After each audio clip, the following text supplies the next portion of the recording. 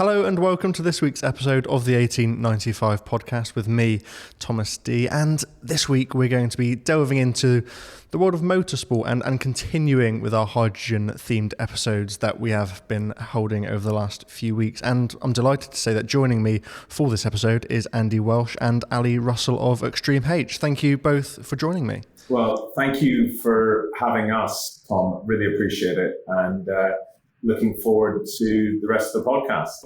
Yes, really looking forward to this discussion. So perhaps just to start things off, you could introduce yourselves to our listeners. Ali, I'll come to you first. Yeah, hello, I'm the Managing Director of Extreme E.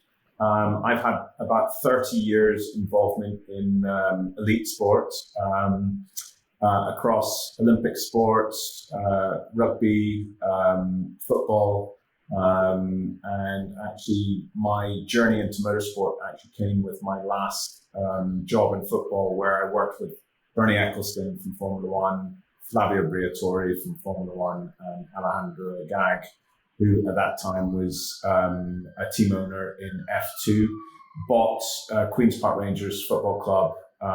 It was a turnaround, got it promoted into the Premiership, and they had a Formula One strategy on a football club. And that's kind of what set me up in the world of motorsports. Since then, I've been a co-founder of Formula E, Extreme E. I'm an investor in E1, which is an electric motorboat series that we run. And really happy to be involved in sport, which has purpose at its core, in terms of accelerating technology development, but also showing consumers what can be done, giving them hope and aspiration for future technology as a solution to some of our current challenges. So really happy to be here talking about hydrogen. Great, and clearly deeply ingrained in motorsport. Andy, how about you? What's your background like? Andy Welch. I'm the Hydrogen Development Manager at Extreme H. Previously working in Extreme E as the Energy and Utilities Manager. And prior to that, I spent my time from the early days of Formula E for 6 years prior to Extreme E being launched. Before that, lots of motor racing, longer than I'd care to mention. So I came into it from a motorsport background into Formula E and in this new project, Extreme H. Great, so following this project all the way through. And I think Andy is so modest, and one of the things you'll see from this is that Andy's run teams. He's been at the front end of racing technology, but he's also been at the front end of sustainable technology and sustainable development. And we had a solution to charge our cars in Formula E, which Andy led, and it was essentially taking algae and glycerin and creating zero emission charging solutions. It's pretty unbelievable. And so when we were looking to start Extreme E, we of course looked at Andy and said, what would be possible? We wanted to charge the whole paddock area using hydrogen, and these solutions actually just didn't exist at the time.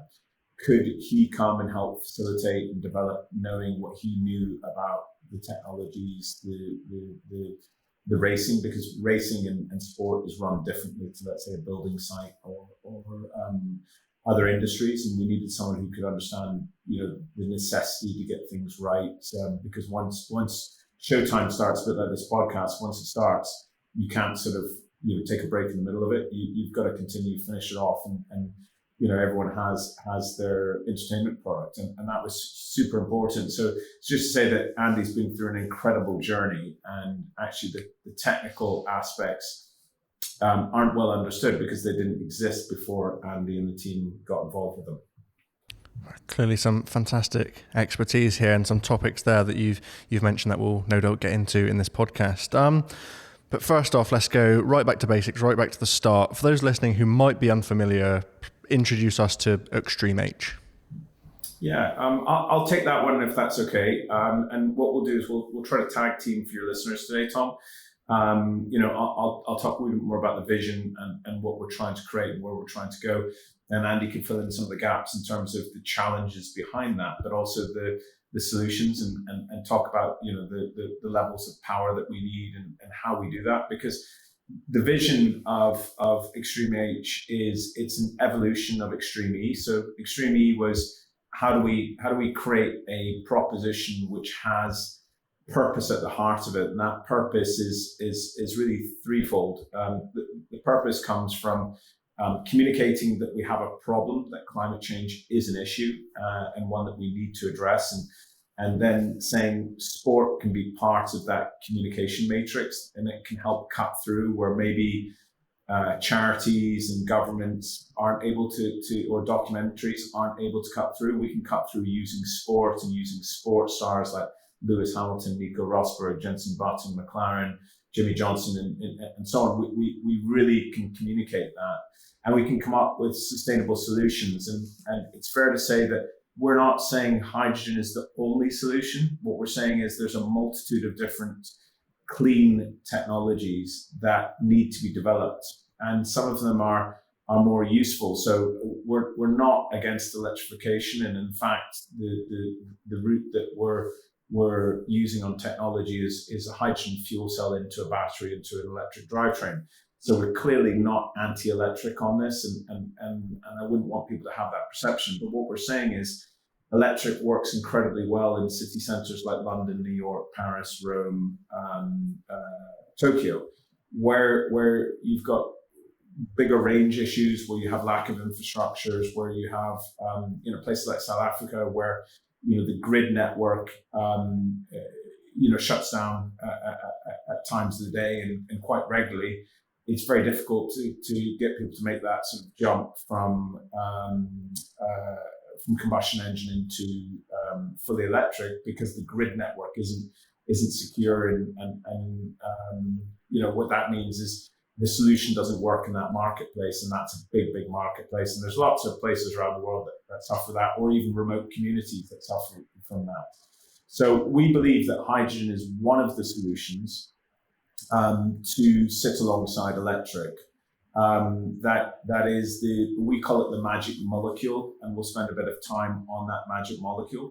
But what we want to do is come up with a solution and really advance that solution and use motorsport to advance that technology. So we've got the one hand here, which is about creating belief in the proposition, breaking down the barriers to safety and people's perceptions of it, showing that actually it does work and is really a dynamic technology, and is an incredible way of storing renewable energy. And if we're serious about how we decarbonize as a human race, we essentially have to be in a situation where we come up with different solutions. And it makes sense to use motorsport, which they say 1 year of motorsport is equivalent to 10 years of R&D. And the reason is it's competition, keeps people honest. It's very good at putting the pressure on these incredibly smart engineers that come together to fight against each other, and also gives a level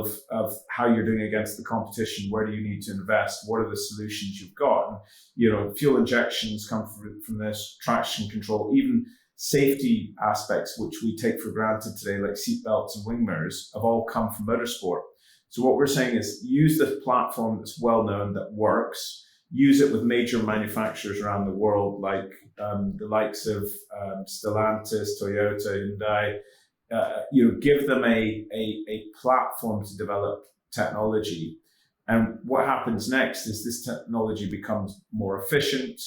It becomes a higher performance. It has longer autonomy. And what we do is we knit together solutions, which then we talk about going from race to road. Then the road cars can use that technology to develop and move on. And we've seen we've seen a lot of examples of that through Formula E, where we started with 2 cars because 1 car per driver wouldn't finish the race. It didn't have the battery capability.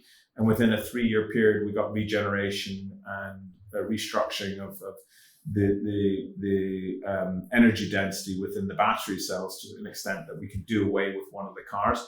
That's a really good example of in my lifetime what Andy and I have seen, which has been incredibly effective at delivering positive change. And that positive change is then in a Renault car, a Nissan car, a BMW, a Porsche, that sort of race to road. And that to me is what success looks like. And that's why we're trying to do this. And then you overlay that with, as if all of that isn't good enough, we're the first to bring male and females together to race alongside each other. So we've picked a one car, two driver format, which is understood from sports like Le Mans and endurance. But with us, we ensure that one is a male and one is a female. So it's like mixed doubles.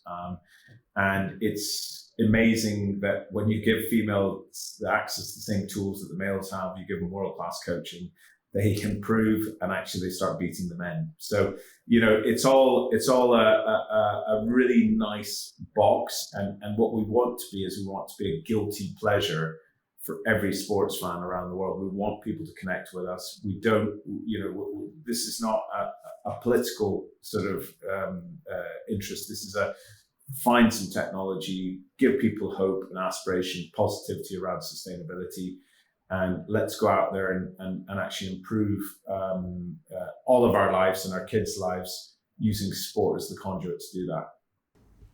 Absolutely, yes. A fantastic message, a fantastic ethos that you have, it must be said. And thanks for that introduction to Extreme H as well. You touched on it slightly, you've teed up this question a little bit. In its previous iteration, Extreme H was Extreme E, so utilising the electric vehicles that you mentioned. You described that this will help drive hydrogen on. Is that sort of what was behind the change? Is that why the switch from electric to hydrogen fuel cells? Yeah, it's an interesting one. Andy's had a lot of experience on hydrogen fuel cells because we actually saw them as a solution to transporting renewable energy, and I'll get Andy to cover that later. But essentially, what we saw here is there was a lot of motorsports for combustion engines, and the combustion engines improved. And if you look at how racing's helped that to improve, it's exceptional. Even Formula One is producing solutions that are used in space travel now, and so on. So motorsport is covering a wide range of innovations.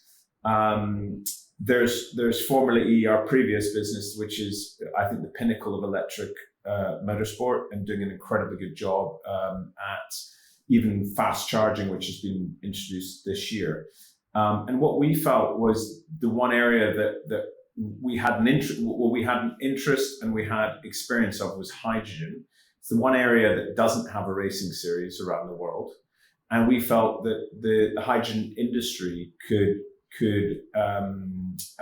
have significant value from a championship that helps to raise the flag around hydrogen and expose hydrogen, because one of the biggest challenges it's got as an industry, it's still not well known about. There's hydrogen vehicles on the marketplace from Hyundai, Toyota at the moment, but no one knows about them. You certainly can't regularly refuel your car unless you live in certain parts of the world. And so there's a lot of challenges, and that's around the mobility side. There's still challenges around the production, the efficiency of producing, green hydrogen. How do you then transport it? How do you store it? How do you refuel it? So what we felt was we could be the flag bearer to testing a lot of these challenges that the industry has. And that can be in the paddock area, that can be in the refueling, that can be in the car itself.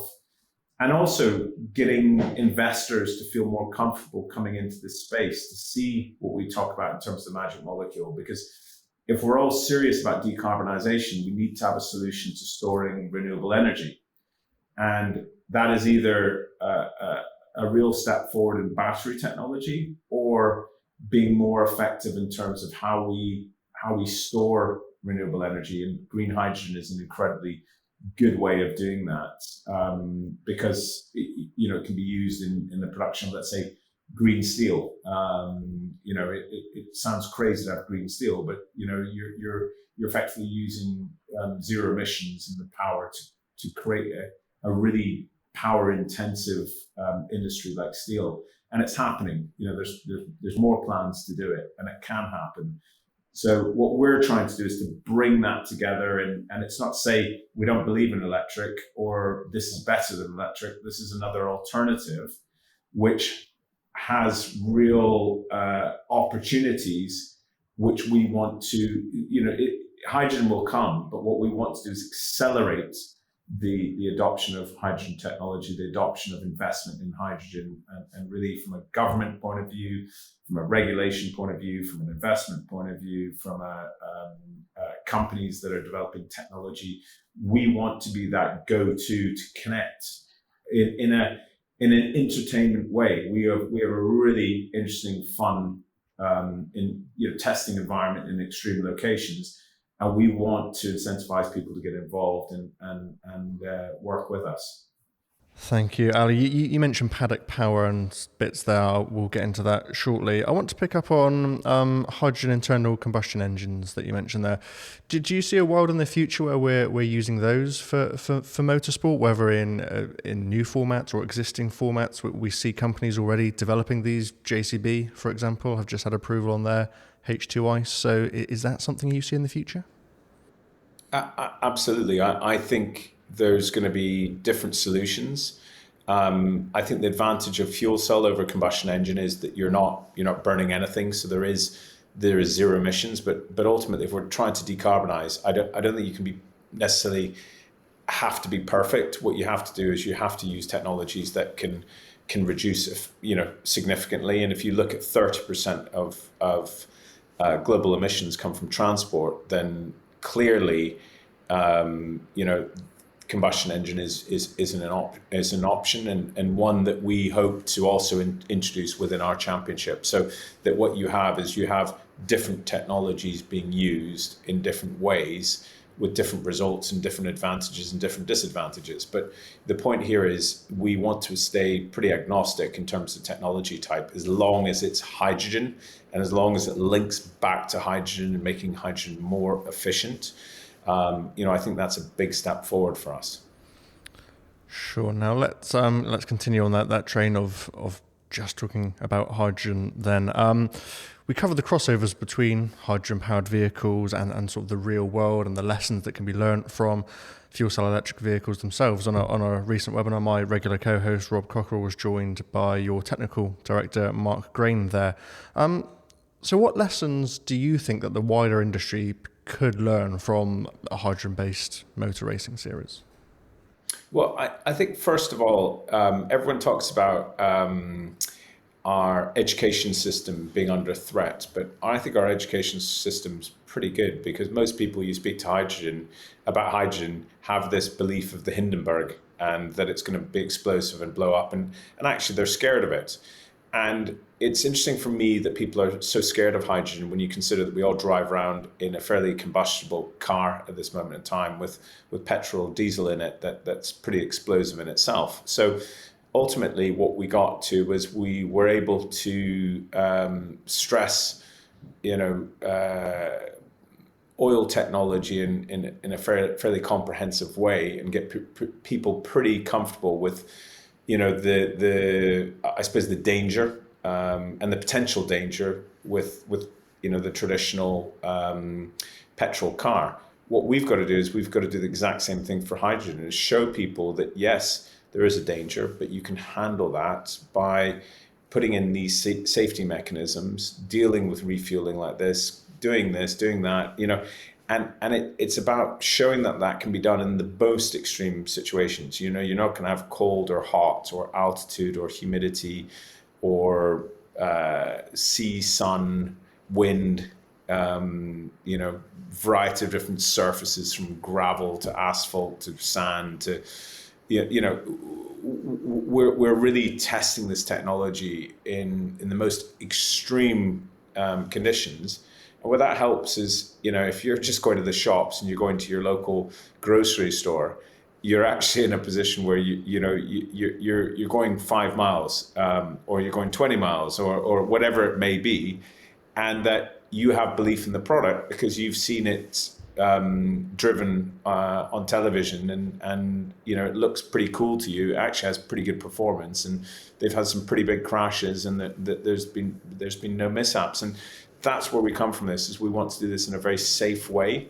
Our sport is multi-car, which means we do have touching of cars from time to time, and as a consequence, we do have crashes. And being able to prove that you can have a crash at 200 kilometers per hour, and that the car is safe, the driver is safe, the spectators are safe, is a hugely important point for us. And we go to great lengths with FIA to ensuring that we have the best technology and safety that's plugged into this. Sure. And you've both worked in hydrogen for a long time now, clearly. So do you think there is still perhaps a perception issue or a perception challenge with using hydrogen technology? Absolutely. People don't understand hydrogen. They don't understand why. So why is hydrogen? Why is hydrogen important? And we look at hydrogen as being a battery, a great transport of energy. It is, as we said before, the magic molecule, and we've got to get that over. It's the simplicity of this is to say hydrogen is one of the solutions, and it's mainstream. And if it's mainstream, it's going to get investment. If it gets investment, it's going to improve. If it improves, then we're all going to benefit from that. And that's what I keep on saying here is, for some reason, these big companies and governments that are spending huge amounts of money on hydrogen projects, one of the challenges they've got is offtake, which is people using it. Either people are using it to decarbonize or just become more sustainable in terms of their practices. What we allow them to do is to ensure that there is a better offtake, because what you're doing is you're replacing someone driving a petrol car with someone who's driving a hydrogen car. Or we're showing how whole events can be run, or how whole businesses can be run on hydrogen as their fuel, and the advantages of that. And at the moment, that's not being talked about. That's not part of the narrative. I mean, we share a lot of these. We share with anyone. The RNA is a good case study where they go to, I think, 7 or 8 golf courses over a rotation period, and those golf courses try to have more sustainable events every single time they have an event. We go to the most extreme environments on the planet, and we run them fully renewable using hydrogen. All the cars are charged using hydrogen fuel cell technology. And if we can do it in the middle of Greenland or the Atacama Desert at altitude, or the coast of Senegal, Africa, or in the middle of the Middle Eastern desert, if we can do all of that, then I'm sure that there are solutions that can be embarked upon here in the UK or in the United States, or powering the Super Bowl, or and I think that's what we've got here is, if we can do it, everyone else can do it. Yes, it's not been easy, and that's when you speak to Andy, you'll understand how difficult it's been. But you need to start with a pragmatism of not being afraid to not be perfect, because no one is perfect. And I think that's one of the challenges that the sustainability space has, is that a lot of people don't like to communicate in the space, because they see that they're maybe at the start of the journey. And the important point is, people are at different stages of the journey, and all we've got to do is we've got to help them go to the next stage, accelerate the speed between the stages, and give them the variety of different solutions that they can use, and ensure that those technologies improve as quickly as race technology does improve.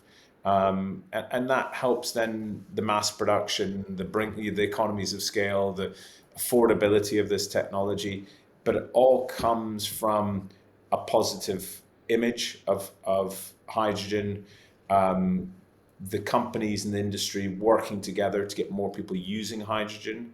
And the byproduct of that is then it becomes a compelling narrative for people thinking about adopting hydrogen in their businesses, in their countries, in their communities, and in their homes. And that's what we find so compelling. True, and it's that scaling up problem that we're seeing right across the industry, whether it be you guys in mobility, in electrolyzers, or in policy. It's that scaling up problem and getting over the FID threshold as well. That just seems to be the problem right throughout the industry. Andy, I'd like to bring you in here and discuss this wider use of hydrogen. Doing a bit of research ahead of this recording, I found out that Formula One as a sport, it's estimated produces over 250,000 tonnes of CO2 a year. That's scope 1, 2 and 3. Some of the areas responsible and easier to decarbonise than others, I suppose, and paddock power is, of course, one of them. We saw trials of hydrogen gensets at a Dutch Grand Prix a few years ago. So what are Extreme H's plans when it comes to paddock power? Well, we started that part of our journey 4 years ago. So from the beginning of the Extreme E Championship, we'd already introduced a hydrogen fuel cell onto the event side, primarily to provide the energy to charge the vehicles, but also the surplus was going against the energy use on the event site itself. And the reason for that is that our expectation was that we take the entire event off traditional forms of providing energy for the event with generators. So in other words, get the fuel cells, a bit of solar to power the whole event side. That was the ultimate objective, use hydrogen as the source of energy for the event. So we've been through already through 3 versions of that model and upgraded the output of our fuel cell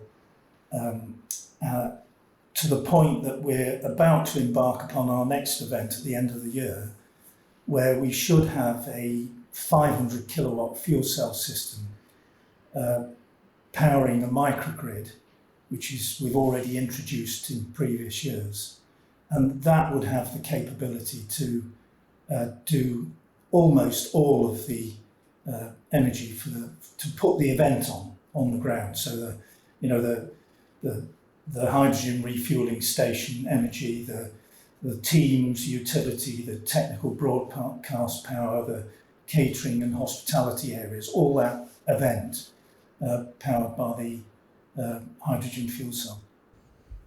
Sure. So following on from that, what other role is hydrogen going to play across the race weekend in all its applications? Oh, there's lots. I mean, because it goes across every aspect of the way we live now, doesn't it? From plant equipment, you mentioned JCB earlier. You've got options there for hydrogen-fueled telehandlers, forklifts, tractors, etc. You've got transfer vehicles, you've got buses going to the event, you've got obviously mainly military use, but hydrogen-powered drones, which broadcasts are getting more and more interested in now because they offer a longer range, a longer time in the air compared to an electric-powered drone, or a battery drone. So there's so many different aspects that can get. There's loads of stories to tell about in the background about how we put an event on, but rely on all those technologies from the bus that takes you to the event, to the drone that does the filming, to the power to run hospitality and etc. So loads of aspects, and of course aviation as well. Just getting there on a plane, it's already made some big strides in that direction with electric combustion. Gas turbines run on hydrogen, and then fuel cell powered electric planes. Yeah, certainly a lot of hydrogen in use.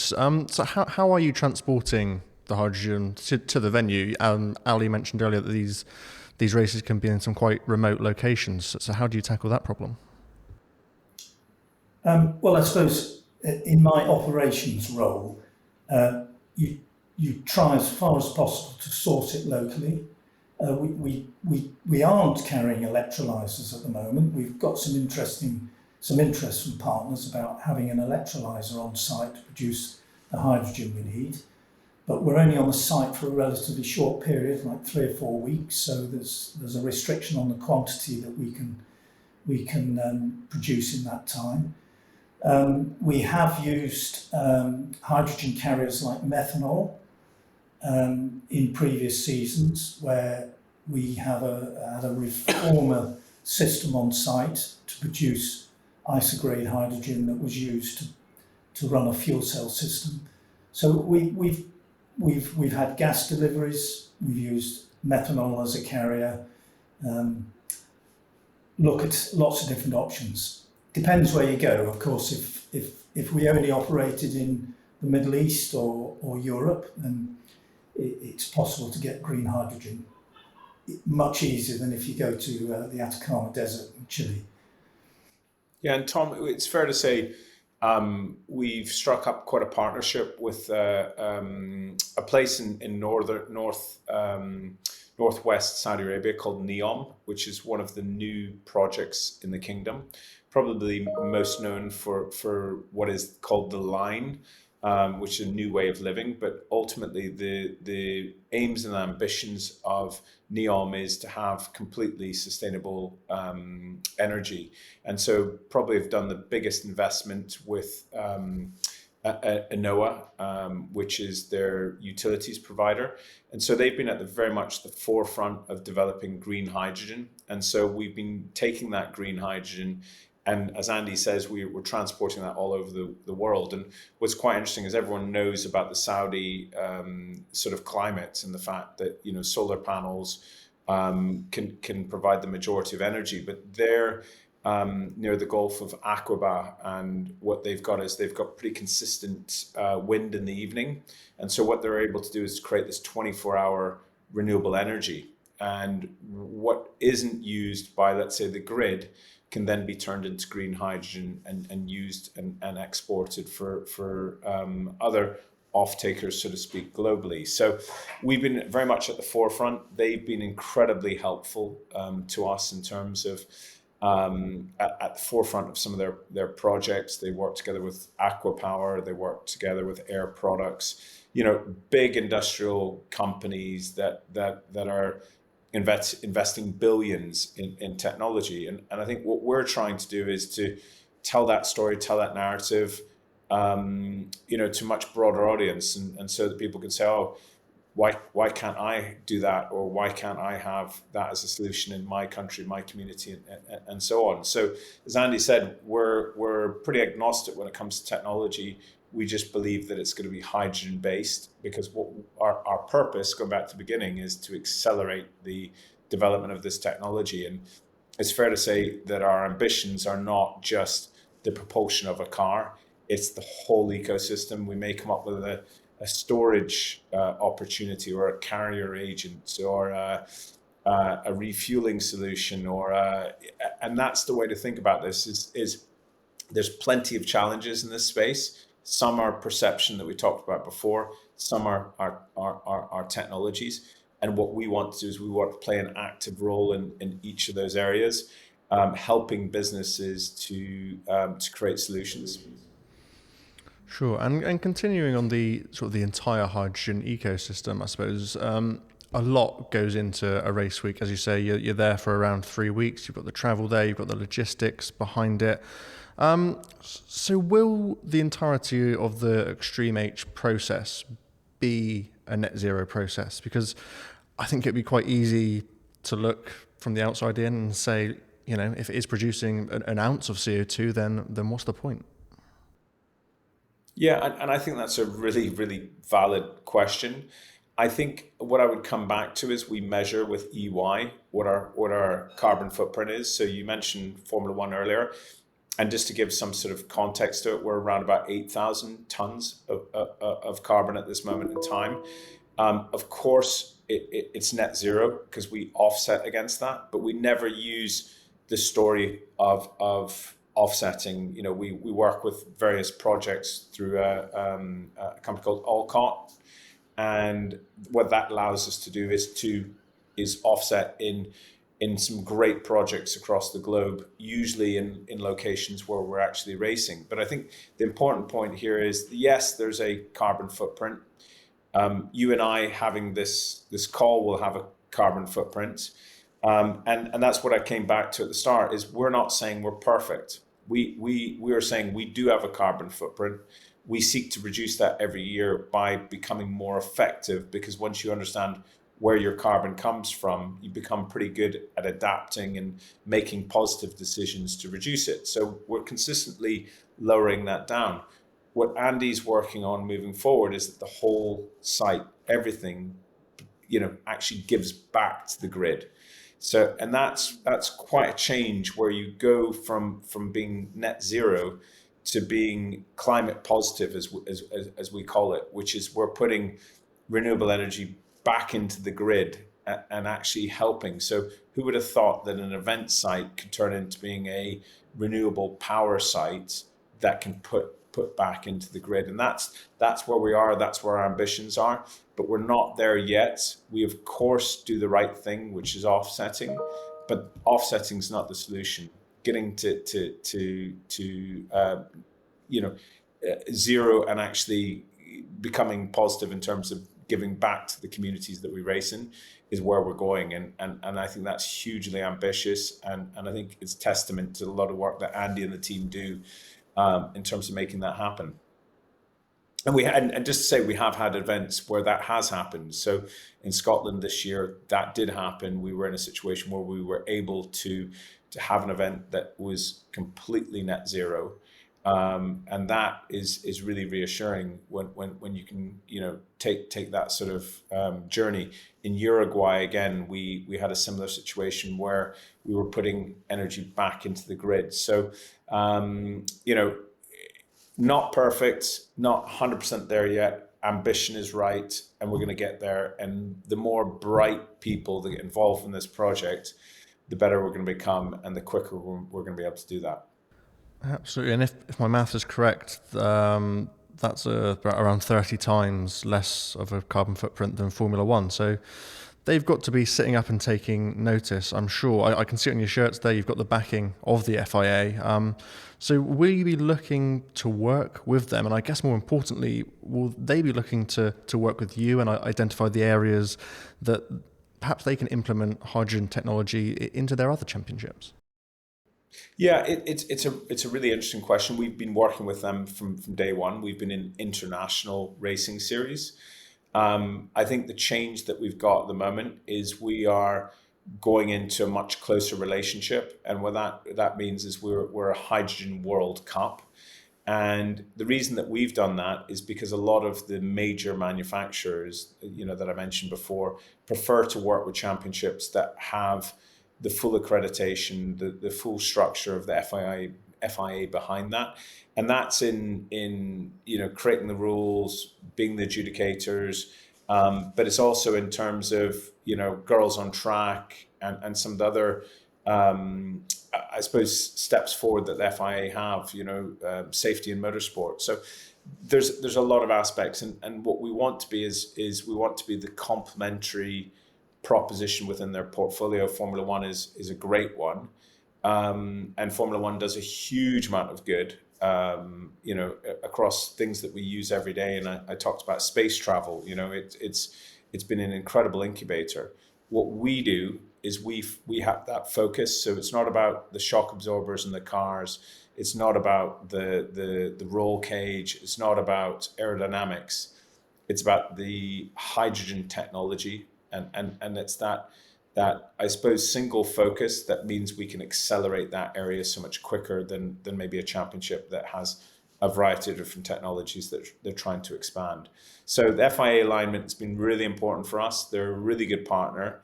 They're very future looking, and what we've had encouragement from day one, and we're really, really happy with that. We wear the brand on our clothing with pride, because it is a great relationship with the governing body, and it gives us access to all of the motor racing fraternity globally that are members of the FIA. And on the technology and the capabilities of hydrogen, is this the aim or the purpose, I suppose, of Extreme H? It is to demonstrate the capabilities of hydrogen and highlight the role of motorsport in this energy transition that we're going through. Yeah, absolutely. I think it 100% is, and the point here is, and I hate to go over what I've said before, but it's about how do we accelerate? Hydrogen's not a new technology. Fuel cells aren't new, but it's pushing the limits. We've got something really exciting that we're working on from an altitude point of view. How do we ensure that this technology can work in a consumer capacity all over the world? And that's, I think, the challenge we've got.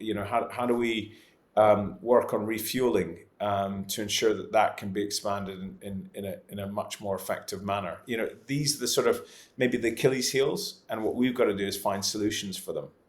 Sure, and we've touched on this slightly, but where do you see the future of hydrogen within motorsport? Is it going to be as a sort of behind-the-scenes power source, as Andy, you've explained, or is it going to be utilising the fuel cell electric vehicles themselves, or both? Yeah, I think it's very much both. I think there's some championships that are immersed in combustion engine, and they'll continue to do so. I mean, if you look at classic cars or some of the heritage series, they're never going to change the technology behind their cars. But what they can do is they can reduce the carbon footprint of the event using renewable energy. And we hope that they look at hydrogen as being that solution. And we have an open door for people to come and see how we do it and the extent that we go to in terms of developing that. The second question is about the sporting side to it, and I think if we're successful, Tom, you're going to see a lot more championships moving into the hydrogen space, and I think that's what's so exciting for us, is to be that pioneering series, the first one. That's really compelling. We were first with Formula E in electric motorsport, and now there's a multitude of different motorsports that are electric. We want to have the same impact on hydrogen that Formula E has, and be part of that growth, since the start. And that's, I think, what's so exciting here is we have a solution. There would be a lot more motorsports that would be hydrogen if there was that general confidence in the technology at this moment in time. There isn't. And so what we've got to do is we've got to make inroads, and we've got to fly the flag for hydrogen, be the standard bearer, and move the industry forward in unison, because there's a lot of challenges that every company that's involved in hydrogen have. How do we become that sort of area that they can trial technologies against each other and learn from each other and collaborate together when they're speaking to governments? And it's reinforcement here. It's been done before. We're going to do it again. And our success depends on the number of investors, the number of OEMs or companies that are building this technology or want to have usage of the output of this technology. We want them to come together. So whether that's mining companies or automobile companies or investment companies or distribution companies, we need to work at the front end here and give them opportunities to trial that technology together. Sure. And Andy, how do you see that from a sort of power behind the scenes side of you? I think it's a complete story. I think you can't really separate it. You take hydrogen as an energy source and utilize it in so many different ways. So, and of course, one supports the other. You can't do hydrogen-powered vehicles without a hydrogen refueling station, and you can't have that without power to run the hydrogen refueling station. And you can't put the broadcast on unless you put the drones in the air, etc., etc. So I think it's the whole range of that make up the event. Yeah, everything's got to come together. And Andy, what are challenges that you're seeing with working with quite a tricky molecule to work with? Well, we rely heavily on our partners. So Ali mentioned Denoa earlier. They've got obviously a huge project, which hydrogen is a big part of it with their partners in Saudi. And so they've been an instrumental part of looking at what we do on the event site, what equipment we use, how we're using it. So lots of advice and direction from them. And that applies to the suppliers, the technology suppliers that we have that provide various services at the event so we can put the show on. So there's a lot of knowledge there, and of course it's a very old industry. It's not new, the hydrogen industry. So it's just the uses that it's now being put to. So we rely heavily on our partners, in effect, to do the right thing.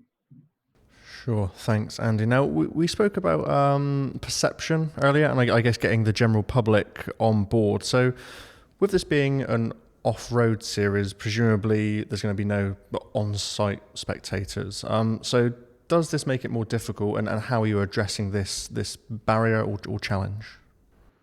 Well, Tom, that's for us to debate at the moment. We are looking at having fans on site, and we've always had fans on site in locations where it worked. So it didn't work in Greenland. They would have been locust, but in Uruguay it worked really effectively. Why would you want people living in the local area not to have the opportunity to come in and see this technology and see this racing and inspire people? So we are looking at how we do that in the most effective manner in the locations that we race at. And that's what's so fun about this proposition is, in a way, I think that move to H is really dialing up the technology usage and the demonstration. And it's how do we get fans, communities, countries more involved in that? How do we go out into schools and, not just around the events, but how do we have a 365 strategy, not just around social media, but also around people's education? How do we incentivize the men and women and girls and boys to get involved and be the engineers and the software engineers of the future that help us find a lot of the solutions that we're looking for here, and that's making it cool and sexy and I hate to say that, but there's a glamour in motorsport. There's a lot of charities that will move you in a direction, and this isn't anti charities because they're very important, but it's just saying what we allow is I think a lot of the same values, but also through a lens of sports, which has the ability to connect with infinitely more people. I mean, we broadcast to over 150 million people a year. 150 million people in such a short amount of time consume just the broadcast product. That's not close to 1 billion through social media. So what we've got here is a proposition where we're able to break down some of those barriers and help to educate people in a fun way. No, yeah, and this ties into something that I liked about Extreme E, the message that went into these locations that you're choosing. So one I picked up on was the former coal mine in Dumfries that you used, for example. This was off the back of the COP summit in Glasgow and the mine's ongoing regeneration into a hydropower plant, so further clean energies. So presumably similar thought and storylines will be going into this year's calendar. Tom, I think you've picked one of the best projects we've been involved in. I mean, there was projects like Greenland where you have a lot of drivers on the ice cap, Nico Rosberg watching the ice cap melt below his feet, and you have that dawning yourself. This is not getting refrozen. So this, climate change is happening. So you have the why, and why should we all be, worried about this? Is because it's happening and it's irreversible. Then you have what can we do about it? And here's some technologies and here's ones we advance. The coal mine in Scotland is a great example. That part of Scotland was dedicated to production of coal for close to 100 years. Those mines became less efficient. The government wanted to decarbonize, and our reliance on coal reduced as a country. So they no longer needed the mine. The mine was shut down. It's been shut down for a number of years. The community's been decimated because there isn't the work, there isn't the supply chain that operates outside of that. And there's depopulation from that area of Scotland. We've been working with some really bright people that are looking at pumped storage to be that solution for that area, and that solution will store renewable energy. And everyone thinks that wind energy is amazing in Scotland. Solar isn't quite as effective, and I say that as a Scot. But wind is effective. But the problem is what do you do when people aren't taking the wind? Well, you can put it into green hydrogen, or you can pump it into a pump storage facility which pumps water from Lake A to Lake B, and that gives you effectively a battery. And when the wind isn't blowing, you can then let water from, I can't remember which way around it was, but B into A, and generate the energy that's needed to power around about 220,000 homes in Scotland. So these projects are vast and they're amazing, but the time span that it takes to get these projects signed off is too long. And what we need to do is we need to work to shorten that and to make the returns viable for finance companies to invest in renewable energy. And that's what, one of the challenges that we've got with industry is how do we work together? How do we reduce the time? Because a lot of the solutions exist out there, but it's getting people to work together, and getting people to understand the necessity to work together, and we need to do it under race speed. And it's great to highlight these issues in a racing format such as your own. To transition that location question into a technical one, Andy, we've mentioned various locations throughout this podcast. Saudi Arabia, we've got Chile, Norway, Scotland. These are all very different locations with very unique properties. So how do you deal with the vehicle and the technical side of things when visiting these various climates? Well, the first step is to look at the parameters that affect the performance of the equipment, from altitude. So the highest we've operated at is in the Atacama Desert, which is just under 2,500 meters altitude, which has an impact on everything, on people, on internal combustion engines, on fuel cells, cooling systems. You've then got ambient temperature. So we've done a little over zero up to just under 50 degrees in one location, which again is, it's all possible to do it as long as you anticipate the problem and take steps to make sure you don't run out of energy because something's too hot or not performing correctly. So I think it's just in the planning stage and designing a system with enough flex and redundancy so that you can put the show on. And again, as I said before, that in turn relies on your partners and your technical equipment suppliers to be part of that and say, look, if we're going to the Atacama Desert, we might need more of this or more of that, or we ought to improve the cooling on that system. So it's really just down to the planning process. I mean, it's pretty amazing if you come to one of our sites and see what Andy's created. We've got partners like Power Logistics, and they've come up with solutions where we've created our own microgrid.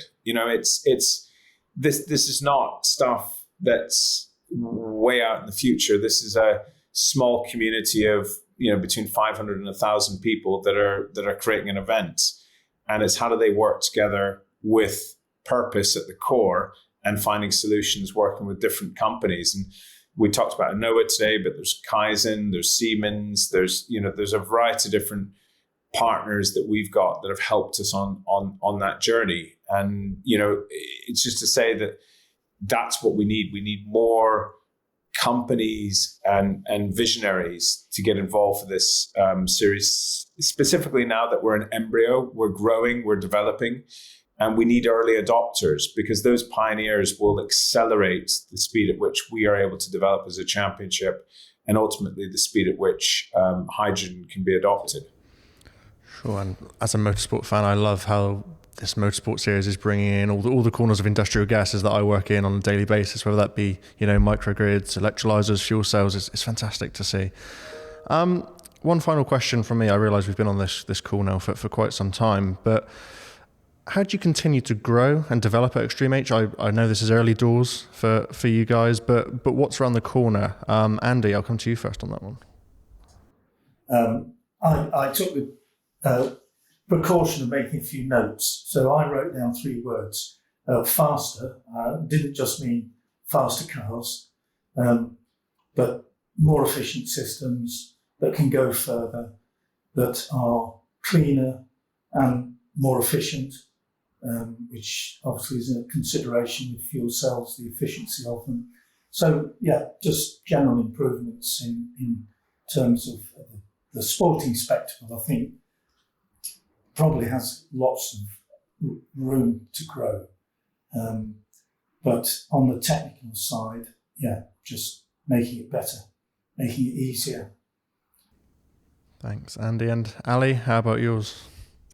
Yeah, I think when you've grown up in sport and you see the power of sport, I think what Formula One has achieved is absolutely incredible, and one where I don't think we celebrate enough of what that sport, because if I think about other sports, I think about real steps forward that have happened in, performance and teamwork and dedication, in training, in optimization. But you've got the core technology that has improved. We've gone to the moon with carbon fiber. We've used all these technologies, and I think a lot of those technologies have come through motorsport. Endurance is another one, and I think my vision for the future is they've shown me the pathway of what can be done. I now need to, with the rest of the team here, is we need to collectively work with the teams, the manufacturers, the companies, the governments, the communities that we go into, to really grow this as quickly as possible. And I think, when you've got I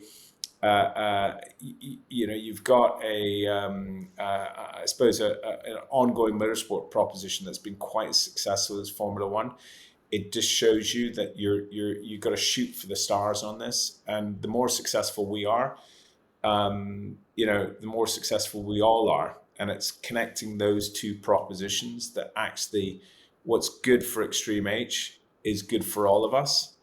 And at the same time, it's not boring. It's fun. It's engaging. I think Alejandro saw the secret behind that in terms of the fact that, the world has been going in the same direction for the last 20 years. Climate change isn't new, but we haven't found the mediums of which to communicate with people in a more dynamic way. And as a consequence, we still have a large proportion of people that either don't understand it, don't agree with it, and don't invest in new solutions. So this is an opportunity for all of us to change that sort of narrative, and as Andy said, is showing narrative which is real and that is understandable, and making it available and democratizing that information for the masses and compelling them, inspiring them in a positive manner. This isn't preaching, and the point here is we just want to do some great things for some great people, and actually the byproduct of that is good for their businesses and good for the planet. Great, thank you, Ali. That's enough questions from me, I think. So I'm going to leave the final words with you guys. If you had a message to those listening to the 1895 podcast today, whether they be motorsport fans or work within hydrogen or industrial gases, what would your message to them be? Andy, I'll come to you first. I think we're all on the right path, and I think the technology is all there to get what we want to achieve. So we just have to keep our eye on the future and keep going. Great. Thank you, Andy. And finally, Ali? Mine's super simple. It's get involved. Don't listen to this. Use this podcast as an opportunity to pick up a phone, write an email, write a letter. But come on board in a big way or a small way. Rome wasn't built in a day. We will only succeed if the industry backs us. Fantastic. Well, Ali, Andy, thank you so much for joining me today on the 1895 podcast. Thank you. Thank you.